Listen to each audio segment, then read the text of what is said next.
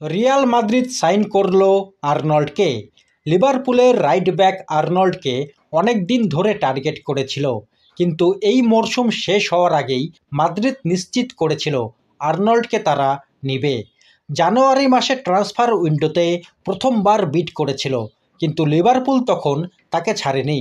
তখন যদি লিভারপুল আর্নল্ডকে ছাড়তো তাহলে রিয়াল মাদ্রিদকে ট্রান্সফার ফি দিতে হতো, কিন্তু এখন কোনো ট্রান্সফার ফি দিতে হবে না, কারণ লিভারপুলের সাথে আর্নল্ডের কন্ট্রাক্ট শেষ হয়েছে এই মাসেই। তাই বিশ্বের অন্যতম সেরা রাইট ব্যাক আর্নল্ডকে ফ্রিতে পেয়ে গেল মাদ্রিদ। আর এটা সম্ভব হয়েছে কারণ আর্নল্ড নিজের থেকেই মাদ্রিদে আসতে চেয়েছিল। ইংল্যান্ডের এই ডিফেন্ডারকে কেন মাদ্রিদ নিল তার অনেকগুলো কারণ আছে। সবার প্রথম কারণ হলো মাদ্রিদের একজন রাইট ব্যাক লাগবেই। এতদিন লুকাস ভাস্কুয়েজ আর দানি কারবাহাল এই পজিশনে ছিল। বর্তমানে এই দুইজন লেজেন্ডের বয়স 32+। তার ওপর দানি কারবাহাল গত বছরে লিগামেন্ট ইনজুরিতে পড়েছিল, তাই সে আর আগের মতো প্রথম একাদশে নিয়মিত খেলতে পারবে না। আরেকজন ডিফেন্ডার লুকাসের পারফরমেন্স খুবই খারাপ এখন, তাই তাকে এই মরশুমে ছেড়ে দিবে। এর ফলে রিয়াল মাদ্রিদের একজন রাইট ব্যাক দরকার আছে।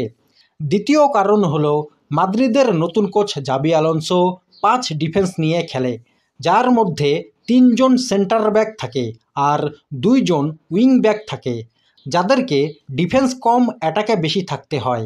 আর আর্নল্ড হলো এমন একজন ডিফেন্ডার যার অ্যাটাকিং এবিলিটি অনেক বেশি, ভালো ক্রস করতে পারে, শট মারতে পারে, যার জন্য আর্নল্ডের অ্যাসিস্ট আর গোল অনেক বেশি।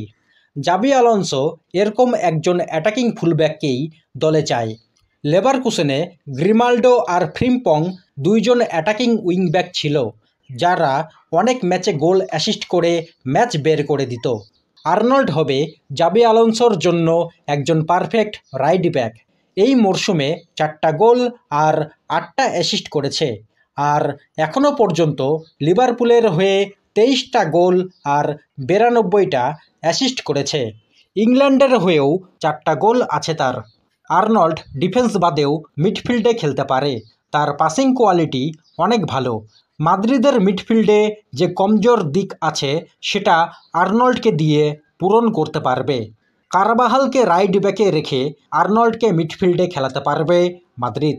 এদিকে আর্নল্ডের সাইন কমপ্লিট হওয়ার পর লেফট ব্যাকের জন্য আলভারোকে ফাইনাল অফার দিয়েছে মাদ্রিদ। বেনফিকার এই স্প্যানিশ ডিফেন্ডারকে অনেক দিন ধরে টার্গেট করেছিল মাদ্রিদ।